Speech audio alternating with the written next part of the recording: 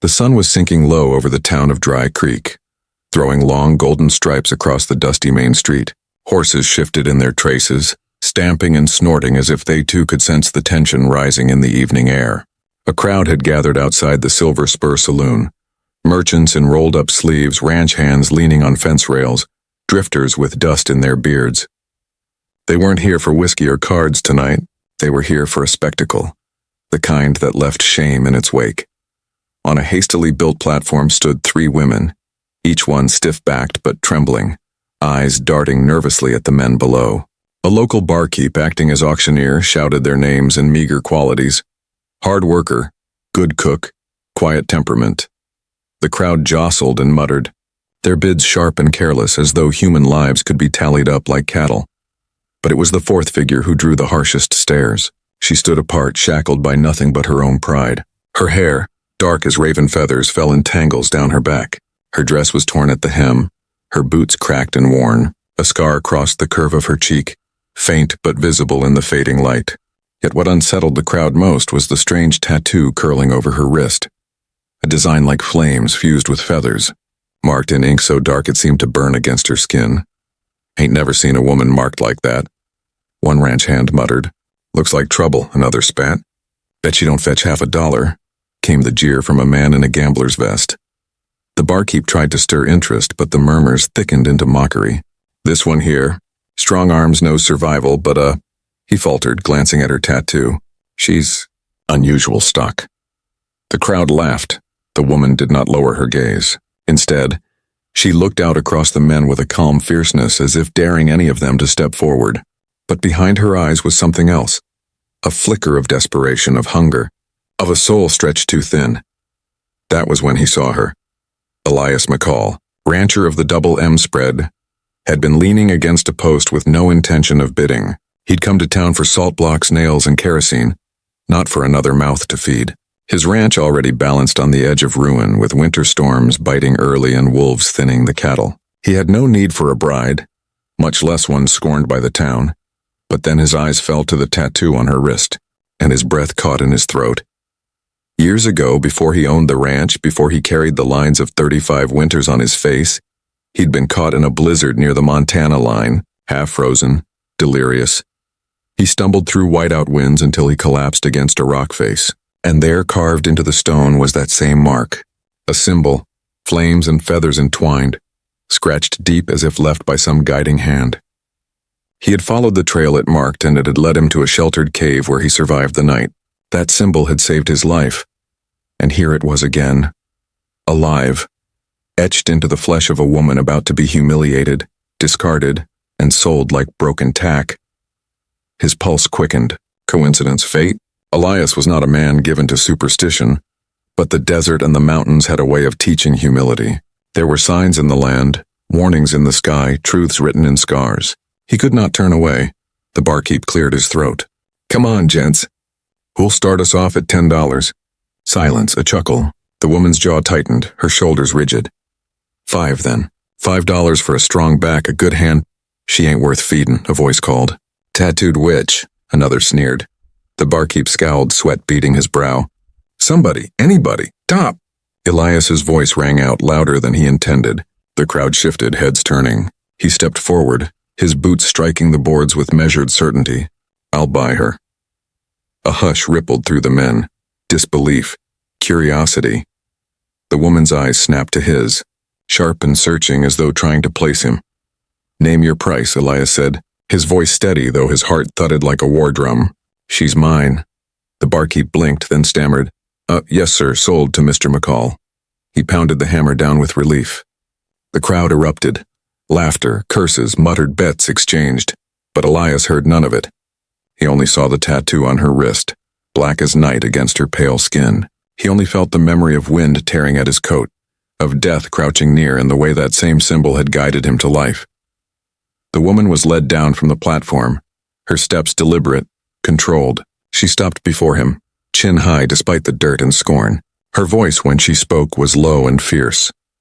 You don't know what you've bought, she said. Elias met her gaze unflinching. No, he murmured, but I know what I owe. And with that he took her hand, scarred, tattooed, trembling ever so slightly, and led her through the crowd, past the jeers and stares into a future neither of them could yet name. The wind rose, carrying the scent of sage and the promise of storm. The ride out of Dry Creek was a quiet one. The sun had long since dipped beneath the horizon, and the land wore a robe of blue shadow. Coyotes called in the distance, their howls echoing off canyon walls, and the wind carried the smell of juniper and dust. Elias guided his bay gelding along the narrow trail, and behind him the girl rode on the gray mare he'd borrowed from the livery. Her back was straight, her chin high, but her silence was sharp as a blade. Neither spoke as the town's lights dwindled to sparks in the darkness. Each step of the horses seemed to stretch the space between them, a space filled with unspoken questions, suspicion, and the weight of choices made in haste. Elias stole a glance over his shoulder. She rode like she was born to the saddle, though her dress was torn and threadbare. Her hands, gripping the reins, bore the roughness of work, not the softness expected of a lady bought at auction. Her tattoo caught the moonlight as it glimmered on her wrist, that dark mark etched against pale skin, and once more it pulled at Elias's memory like a hook buried deep in flesh. At last, she spoke. Her voice was low, quiet, but carried enough steel to be heard above the horse's hooves. "You shouldn't have done it." Elias frowned. "Done what?" "Bought me. You don't know me. You don't know what I've carried or what follows me." She turned her face away, the moonlight catching her scar. "You'll regret it." He wanted to tell her about the storm years ago, about the cave and the carving in the rock, about how the tattoo wasn't just a mark but a sign. But the words caught in his throat. He wasn't ready to speak of it, not when he wasn't sure what it meant. So instead he said, "We'll see." They rode on. The Double M Ranch came into view just before dawn. It wasn't much, a weathered house with a sagging porch, a barn that leaned with the wind, and a stretch of land that clawed for survival against the hard soil and harsher winters. Smoke curled from the chimney, thin and gray, a promise of warmth inside. When Elias swung down from his horse, he expected her to follow. Instead, she remained mounted, her eyes scanning the horizon as though she were already weighing escape. "You're safe here," he said. Her laugh was sharp, humorless. "Safe? Out here in the middle of nowhere, tied to a man I don't know?" "Better than tied to the men in that town," Elias replied, his voice firm. She studied him a moment longer, then dismounted with fluid grace. She didn't wait for help. Didn't need it. She was not fragile, not timid. She moved like someone who had learned long ago that no one would catch her if she fell. Inside the house, the firelight cast shadows against the log walls. The room smelled of coffee grounds and saddle soap. There was nothing delicate or refined, no lace curtains, no polished furniture. Only the necessities of a man who worked more than he lived. "You can have the room and back," Elias said, setting his hat on a peg. "It ain't much, but it's clean." She carried her meager bundle into the room, pausing in the doorway. "You think a bed makes me yours?" He met her eyes. "I don't think that. I didn't buy a wife. I bought a chance." She blinked at him, startled by the honesty in his tone, then turned without another word and closed the door behind her. The days that followed unfolded like the slow opening of a wound. At dawn, she emerged to help with chores, though Elias never asked her to. She hauled water, chopped kindling, mended fence wire with steady hands. She knew her way around a corral, and when a young steer broke loose, she caught it with a rope swing sharp enough to surprise even Elias. Yet for all her skill, there was a distance in her eyes, a guardedness that turned every kindness into a question. When Elias offered her coffee by the fire, she drank it without thanks. When he showed her how to oil a saddle properly, she watched, learned, and gave nothing back. Still, cracks began to form. One evening, as snow threatened in the sky, Elias returned from checking the herd to find her humming softly while mending a torn shirt. The sound was faint, almost absent-minded, but it filled the cabin with something it hadn't known in years. A thread of gentleness. When she noticed him listening, she cut off mid-note, cheeks flushing. "What song was that?" he asked. "None worth remembering," she said, folding the shirt and rising to leave. The storm came 2 nights later. Snow fell heavy, whipping across the plains, and the wind howled against the walls like a living thing. The cattle bawled in panic, and Elias pulled on his coat and boots to ride out. "I'll go with you," she said, already wrapping a shawl around her shoulders. "It's dangerous," Elias warned. "So's being alone." And she was right. Together they fought through the blizzard, driving the herd toward the shelter of the canyon. She rode hard, fearless, her hair whipped wild by the storm, her eyes burning with determination. When a steer broke free, she spurred after it, rope flying, and dragged it back to safety with grit and skill. By the time they returned, frozen to the bone, exhaustion had stripped away some of the walls between them. In the flickering firelight, she sat across from him, her hands wrapped around a steaming cup of coffee. "You don't even know my name," she said quietly. Elias leaned back, studying her. "Then tell me." She hesitated, then whispered, "Lena." He repeated it softly, as though tasting it for the first time. Lena. And for the first time since he had seen her on that platform in Dry Creek, her lips curved into something almost like a smile. But peace in the frontier was a fragile thing, always shattered too soon. The next morning, as the snow began to ease, a rider appeared on the ridge, a man with a black hat and a rifle slung across his back, watching the ranch with the patience of a wolf. Elias narrowed his eyes. Strangers didn't come this far without reason, and the way the man's gaze lingered on Lena told him trouble was already on its way. The snow melted slow across the valley, leaving behind patches of mud and brittle grass. By March, the land smelled of thawing earth and wood smoke, yet the air carried a weight heavier than the winter storms. Elias felt it each morning when he stepped outside the cabin, the sense of eyes on him, of footsteps shadowing his own. He'd seen the rider once more, that dark figure on the ridge, and though he hadn't returned since, the memory of his watchful stare lingered like smoke after fire. Inside the cabin, Lena moved through her chores with precision, but never ease. She scrubbed pans, mended gear, and rode fence alongside Elias, yet she seemed always half elsewhere. Her gaze drifted off into the horizon, as though measuring the distance to freedom or perhaps to danger. That tattoo, the one that had first bound Elias's fate to hers, seemed to carry its own gravity. When she pushed back her sleeves, the mark glared in the light, flames and feathers curling around her wrist. He wanted to ask, needed to ask, but each time the words withered on his tongue. One evening, as dusk draped itself across the plains, Elias finally broke the silence. They were in the barn, the smell of hay and horseflesh thick around them, oil lamps casting long shadows across the beams. Lena brushed down the gray mare with practiced strokes, her face half hidden in the flickering light. "That mark on your wrist?" Elias said quietly. "I've seen it before. Years back in a storm that near killed me. It was carved on stone, leading me to shelter. You know what it means?" She stilled. For a moment the only sound was the swish of the brush against the horse's coat. Then she set the brush down and turned, her eyes hard. "You shouldn't have asked." "Maybe not, but I did." Her gaze dropped to the dirt floor. "It was my brother's mark. He wore it on his arm, same as me now. It wasn't just ink. It was a promise. Flames for strength, feathers for freedom. He believed it kept him alive." She hesitated, her breath catching. "I wear it because I owe him my life." Elias leaned on the stall rail, studying her. "Where is he now?" Her shoulders tightened. "Dead, most likely. Or worse, worse." She lifted her eyes, and for the first time Elias saw not defiance, but fear. Riding with men who take what they want and leave nothing behind. Men the law can't touch. If he's with them, then he's lost. Days stretched on, but the confession hung between them like a storm cloud. Elias watched her with new eyes, weighing truth against doubt. Could she be leading trouble to his door? Or had trouble already found her, long before he stepped in at the auction block? His questions deepened when Sheriff Hancock rode up one afternoon, dust coating his coat and a frown carved deep into his weathered face. "McCall," the sheriff said, swinging down from his bay horse. "Got a problem on the North Road. Cattle stolen. Wagons raided. Folks say an outlaw band's behind it. The same one been drifting these parts last winter." His eyes slid toward Lena, who stood on the porch with a bucket in her hands. "You seen any strangers around?" Elias hesitated. "Not that I can prove." The sheriff's gaze hardened. "Keep your eyes open.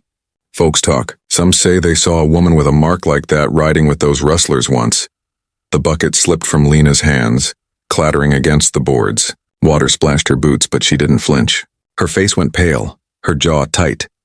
Elias stepped forward, his voice like iron. "She's no rustler." Hancock studied him a long moment, then nodded slowly. "For your sake, McCall, I hope you're right." He mounted up and rode off, leaving the sound of suspicion heavy in the air. That night, Lena sat by the fire, her hands trembling as she held her cup. Elias watched her, the flames casting her face in shifting light and shadow. "Tell me the truth," he said. "Did you ride with them?" Her eyes flashed. "No, but my brother did. He pulled me into their camp once when I had nowhere else to go. I stayed a week, maybe 2, long enough for them to know me. Long enough for folks to remember. And now they'll say you're one of them. I've been called worse." He wanted to reach across the space between them, to take her hand, to say he believed her. But the rancher in him, the man responsible for land, herd, and name, held back. Instead, he said softly, "Trouble doesn't let go easy, and if they're near, it won't be long before they come calling." 2 nights later, the trouble came. Elias woke to the sound of hooves pounding in the dark, shouts carried on the wind. He grabbed his rifle, boots half-laced, and burst onto the porch.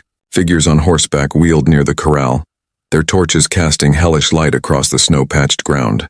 Cattle bellowed in panic, penned tight. "Get inside," he shouted. But Lena was already at his side, shotgun in her hands. "They're here for me," she whispered, her voice taut with certainty. "They'll burn this place to the ground to take me back." Elias set his jaw. "Then they'll have to go through me first." The outlaws circled, their laughter sharp as knives. One voice rose above the others, deep, commanding. "Send her out, McCall. We ain't here for you, just the girl with the mark." The flames of their torches flared, reflected in Lena's wide eyes. And in that moment, as the night held its breath, Elias knew the truth. Her past had found her, and their fight for survival had only just begun. The night erupted in fire. Torches arced through the darkness, landing in the dry grass near the corral, sending sparks leaping skyward. The cattle bawled in panic, their eyes rolling white, bodies crashing against the fence rails. The outlaws whooped and hollered, circling like wolves around prey too frightened to scatter. Elias raised his rifle and fired, the crack splitting the air. One of the riders swerved, torch dropping as his horse reared. Chaos followed, shouts, curses, more shots ringing out. Lena, standing firm beside him, cocked the shotgun with a steady hand and blasted into the night. The sound was thunder, the recoil hard against her shoulder, but she did not falter. "Get the cattle into the..." They made camp in the canyon, the fire small and hidden among rocks. The herd settled uneasily, lowing in the shadows, their breath clouds in the cold air. Elias cleaned his rifle in silence, every scrape of the cloth steady, methodical. Lena sat across from him, the shotgun laid across her knees, her eyes fixed on the flames as if trying to read secrets within them. Finally, she spoke. "You should have left me. Let them take me, and this ranch would still be standing without trouble at your door." Elias looked up, his face carved in shadow. "I've run from trouble before. It only follows faster when you turn your back." He paused, his voice low. "And I won't let them take you. Not while I draw breath." Her throat worked as she swallowed. She looked away, but not before he caught the shine of tears in her eyes. "You don't understand," she whispered. "Those men, they're not just after me, they're after the mark." She held up her wrist, the tattoo black against her skin. "My brother gave it meaning, but to them it's a banner. It says I belong to them, whether I want to or not, and they'll tear apart anyone who stands between."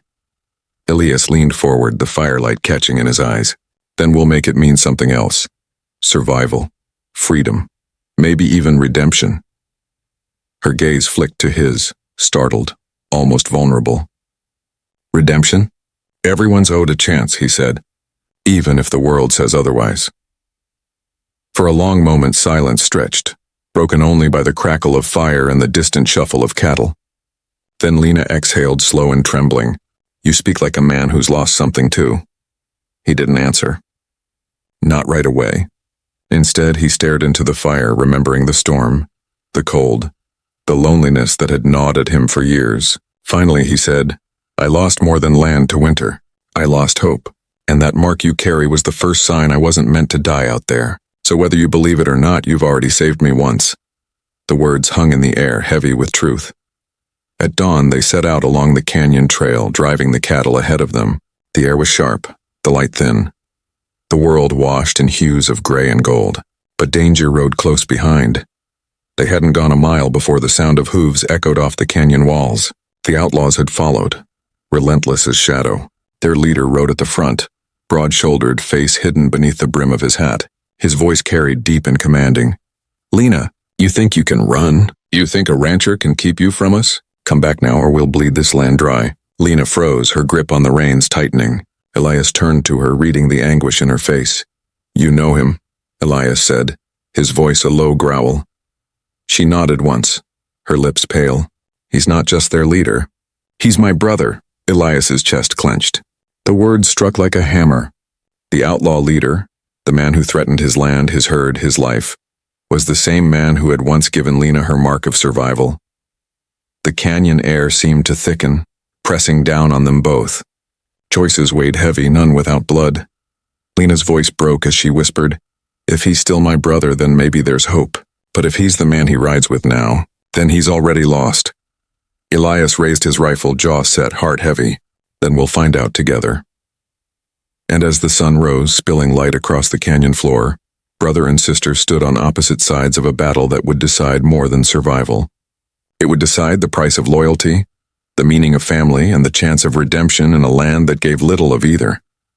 The canyon standoff bled into days of uneasy movement. Elias and Lena managed to drive the cattle back to the ranch, but the shadows never left the ridges. Smoke rose once from a distant campfire, proof that the outlaws lingered close, watching, waiting. The air grew heavy with anticipation, like the hush before a thunderstorm. It was Lena who finally broke the stalemate. We can't hide here, she said one evening as they sat by the fire. He won't stop. My brother will bleed this land until you've got nothing left, and he'll do it not for cattle or coin, but to drag me back. She looked into Elias's eyes, her own burning with determination. If there's a reckoning to be had, it won't happen in the canyons. It'll happen in town where eyes are watching and law still carries weight. Elias studied her, jaw clenched. He knew she was right. Hiding would only buy them time, and time was something the frontier had never offered freely. So 2 days later, they saddled the horses and rode into Dry Creek. The town buzzed with whispers before they'd even dismounted. Heads turned, eyes lingered. The tattoo on Lena's wrist seemed to burn under the weight of every stare. Children clutched their mothers' skirts and men leaned close to mutter behind hands. Outside the sheriff's office, Sheriff Hancock leaned against the post, arms crossed, a scowl etched deep into his face. McCall, he said flatly, you bringin' trouble into my streets? Trouble was already here, Elias answered. Lena stepped forward, chin high. It's not his fight, Sheriff. It's mine. My brother rides with those men. If the town's in danger, it's because of me. A murmur rippled through the onlookers. Hancock's eyes narrowed, his gaze shifting to the tattoo. Then it's true. You're marked same as they are. Before Lena could reply, a new voice split the air. Deep, commanding, all too familiar. That's right, Sheriff. The crowd parted as riders clattered into town. Dust rose in a choking cloud as horses stamped and snorted, and at their head rode a man broad-shouldered. His hat pulled low, his rifle glinting in the sun. He swung down, boots hitting the ground with authority. When he lifted his face, the resemblance was clear. The same dark eyes as Lena, the same strong line of jaw. Name's Calder, he said, sweeping his gaze across the crowd. These hills know it well enough. And that woman, there's my blood. She belongs with me. Lena's breath hitched. Brother. But Calder's smile was cruel, mocking. You wear my mark, sister. You think some rancher's roof makes you free of it? He turned to the sheriff. Hand her over and there'll be no blood spilled here today. The silence that followed was taut as a stretched rope. Elias stepped forward, voice steady. She belongs to no man. Not to you, not to me, not to anyone. The crowd stirred, some in agreement, others scoffing at the audacity of a rancher challenging a notorious outlaw. Sheriff Hancock raised a hand, trying to impose order. This is a town matter now. Calder, you're wanted for raids on 3 ranches. A stagecoach robbery and the killing of 2 deputies. You think we'll just let you ride in and take what you want? Calder laughed, the sound dark and hollow. Law don't mean much out here. Fear does. At his signal, his men shifted, hands hovering near their gun belts. The crowd gasped, ducking for cover. Tension crackled in the air like lightning. But before shots could ring out, a voice from the back of the crowd shouted, Lynch the girl! All eyes turned. It was Silas Reed, a rival rancher who'd long despised Elias. His face was red with anger, spit flying as he pointed at Lena. She's the reason these outlaws are on us. She brings ruin wherever she goes. String her up and maybe the rest will leave us be. Murmurs swelled into shouts, townsfolk caught in fear and frenzy. Lena's face drained of color, yet she stood tall, shoulders squared. "Don't," Elias growled, his rifle raised, his body a shield between her and the mob. "You'll have to get through me first." The moment teetered, a single breath from bloodshed. Then Calder's voice boomed again, silencing the crowd. "Enough, I'll make this easy. We settle it like men, a duel at sundown. Me and McCall. If I win, the girl rides with me. If he wins, we ride out and Dry Creek breathes easy." Gasps and murmurs rippled through the street. Elias's grip on his rifle tightened, but he didn't waver. "You've got a deal." Lena turned to him, eyes wide with horror. "No, you can't." "There's no other way," Elias said quietly, his gaze locked on Calder. The hours to sundown stretched unbearably long. The town prepared in tense silence. Windows shuttered, doors bolted, yet no one could stay away. By dusk, the street was lined with people, their faces pale in the fading light. Lena stood near the sheriff's office, her hands trembling despite her efforts to steady them. She watched Elias step into the street, his hat brim low, his stance measured. Across from him, Calder stood with the confidence of a man who'd killed before and expected to kill again. The sheriff raised his hand. When the bell tolls, the air grew thick, every heartbeat loud as thunder. The church bell rang, hands blurred, iron flashed. The shots exploded as one. Dust swirled, smoke hung. For a heartbeat, no one moved. Then Calder staggered, clutching his chest. His eyes widened, shock breaking through arrogance. He turned toward Lena, lips parting as if to speak, but no words came. Instead, he dropped to his knees, then to the dirt, his rifle slipping from his hand. Gasps tore through the crowd. Silence followed, heavy and absolute. Lena fell to her knees beside him, tears spilling freely. "Brother," she whispered, voice breaking. Calder's eyes flickered, softening. With the last of his strength, he reached for her wrist, his fingers brushing the tattoo he had given her. "Free," he breathed, the word barely audible before the light left his eyes. The outlaws scattered, their leader gone, their resolve broken. Sheriff Hancock shouted orders, men firing warning shots as the riders fled into the hills. By nightfall, Dry Creek stood in uneasy peace. But peace came at a cost. Calder was gone, and with him the last piece of Lena's past that still bound her. As townsfolk drifted away, Silas Reed spat in the dirt and muttered, "Ain't the end of it," before stalking off. Elias helped Lena to her feet. Her face was streaked with grief, but her eyes held something else too, a strange, fragile relief. "He freed me," she said softly, clutching her wrist. With his last breath, he freed me. Elias placed a hand on her shoulder, steady, grounding. "Then maybe now you can start anew." The night was cold, the stars sharp above, but in that moment, for the first time since Dry Creek had first seen her, Lena felt a sliver of hope. Dawn broke over Dry Creek like a quiet benediction. The storm of gunfire and shouts from the night before had faded into whispers and memory, leaving the town hushed, its people hollow-eyed. The church bell tolled once, a somber note carried on the morning wind. Calder's body had been taken away. The dust of the street washed clean with water from the wells, but his shadow lingered in every glance, every mutter, every silence that hung too long. Elias stood on the porch of the sheriff's office, his rifle slung but not forgotten, his shoulders heavy with the weight of choices made. Across the street, Lena sat alone on a bench outside the general store, her shawl wrapped tightly around her, her face pale and drawn. She had not slept. The redness of her eyes told of tears spent and unshed, of grief mingling with relief in ways she could not yet name. For a long while, neither spoke. The town moved around them in cautious motions. A boy swept the boardwalk, a woman hung laundry, a man nailed a broken shutter. Life, relentless as the prairie wind, pressed forward. But the air between Lena and Elias was still, suspended in the aftershock of survival. Finally, she lifted her gaze to him. Her voice, though soft, carried across the street. "He's gone." Elias nodded, his throat tight. "My brother," she said, as though tasting the words for the first time. "Blood of mine, yet stranger all the same. I spent years fearing he would come for me, and now he has. And still, I can't decide if he was monster or man at the end." Elias stepped down, crossing to her slowly, boots striking the boards with measured weight. He stopped before her, tipping his hat back. "Maybe he was both. Most men are, one way or another. But in the end, he gave you what you needed. Freedom. That counts for something." Her eyes shimmered with tears, but she did not look away. "And what of you?" You risked everything for me, a woman you barely knew. Why? He took a long breath, the words raw but true. Because the day I saw that mark on your wrist, I knew my life was tied to yours. I didn't understand it then. Maybe I still don't. But I reckon some debts can't be measured and some choices can't be left undone. I couldn't walk away. Not from you. The silence that followed was not empty this time. It was full. Of grief, of gratitude, of something unspoken that trembled like the first green shoot breaking through spring soil. They buried Calder on the edge of town, where the land stretched wide and the wind carried whispers of eternity. Few attended. Sheriff Hancock, a pair of deputies, Elias and Lena. The service was short. A prayer muttered against the hum of prairie grass.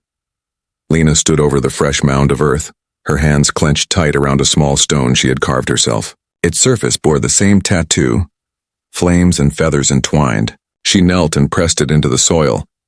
You gave me the mark, she whispered, her voice shaking, and with it you gave me life, for good or ill. I'll carry it still, but now I'll carry it for both of us. The wind stirred, rustling her hair across her face. She closed her eyes, and for the first time since Dry Creek had seen her, her shoulders seemed lighter as though some invisible chain had slipped away. Life at the ranch was not easy in the days that followed. Whispers trailed them when they came to town for supplies. Silas Reed and others like him still spat their suspicion, their hatred barely veiled. But work has a way of steadying a soul, and there was no shortage of it. Fences to mend, calves to brand, pastures to tend. Lena threw herself into the rhythm, her hands roughened, her back bent with effort. Yet there was peace in it. Elias worked beside her, and though words were few, their silence grew companionable, filled with small glances, half smiles, the steady presence of trust earned in hardship. One evening, after a long day's labor, they sat on the porch as the sun bled red and gold across the horizon. The air smelled of sage and cooling earth. Elias leaned back in his chair, hat tipped low, while Lena sat with her hands folded in her lap, the tattoo on her wrist stark in the fading light. This land's hard, Elias said quietly. It'll take near everything you've got. But if you give it your all, it gives back. Not much, but enough. She turned to him, her eyes soft. And people? Do they give back too? He thought a long moment before answering. Not always.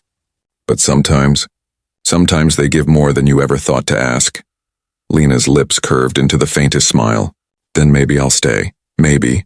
She looked out at the wide expanse of prairie, the cattle grazing, the mountains in the distance crowned in snow. Her smile deepened. No, I will stay. Not because you bought me, not because I owe you, but because this feels like home. The words hung between them, gentle and sure. Weeks later, Dry Creek saw a wedding. It was not grand, nor was it adorned with lace or jewels. It was simple in the little church with rough-hewn benches and sunlight spilling through warped glass. Elias stood tall, his suit plain but pressed, and Lena beside him in a dress borrowed and mended, her scar visible, her tattoo uncovered, worn without shame. The townsfolk filled the pews, curiosity battling suspicion. Some still doubted, still whispered, but others, softened by the memory of the duel, by the sight of a woman who had endured storms both within and without, nodded in quiet approval. When the vows were spoken, Elias's voice steady, Lena's trembling but clear,